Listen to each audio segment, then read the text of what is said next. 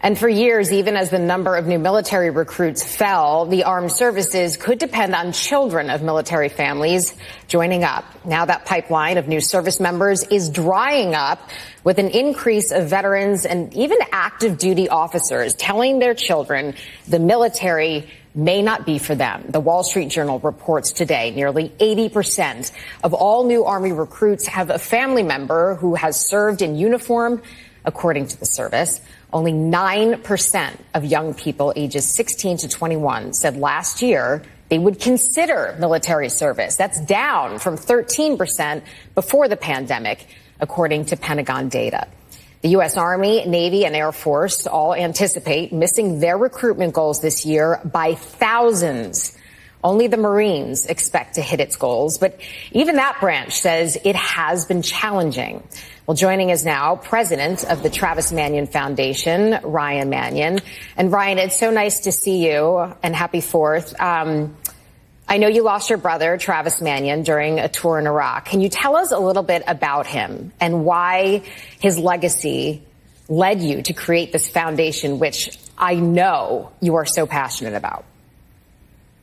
Thanks so much, Erin. Yes, my brother was a first lieutenant in the United States Marine Corps, served proudly 2 tours in Iraq, and was killed on his 2nd tour of duty while pulling to safety 2 of his wounded teammates. And so we started the Travis Manion Foundation because we wanted to highlight how important it is to make sure that these men and women and their stories are continued to be told, and that we're supporting our entire military community. So what do you think about this article that we just quoted from the Wall Street Journal saying that even family members of the military may not feel that it is the best spot for their children? I mean, I get that this has been your life's work, and that probably is a little disheartening to see that. Yeah, I read the article, and while a little of that may be true, I think if you look at the stats that 80% of Army recruits have a parent serving in the military, I think that tells a little bit of a different story. And the story is that, parents are passing down their experience in the military as a positive one, largely. If 80% of Army recruits have parents that served. My brother served, and my brother learned about service because my dad's a retired Marine Corps colonel. My dad talks a lot about when he was growing up, his dad was a World War II veteran. His coach was a veteran. The butcher was a veteran. His teacher was a veteran. I think there's one thing that's missing here is that if you look at in 1995, there were 40% of our population had a parent that served in the military. Today, that percentage is 13%.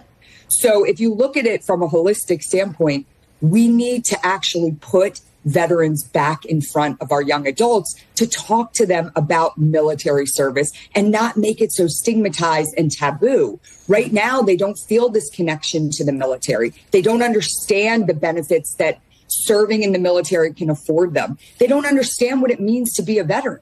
And that's what we do at the Travis Manion Foundation. We put veterans in front of our next generation to talk to them about service and sacrifice, leadership, courage. Not so much to indoctrinate them to join the military, but to share with them what it means to be a servant leader, what it means, what service ultimately means. And if we keep putting these ideas back in front of kids, if we keep putting veterans in front of our youth, then I think we're going to see these numbers change drastically. Okay, and I know you do a lot to help recruiting in a variety of ways. So we thank you for that. And President of the Travis Manion Foundation, Ryan Manion, thank you, and for all that you do. Thanks, Erin.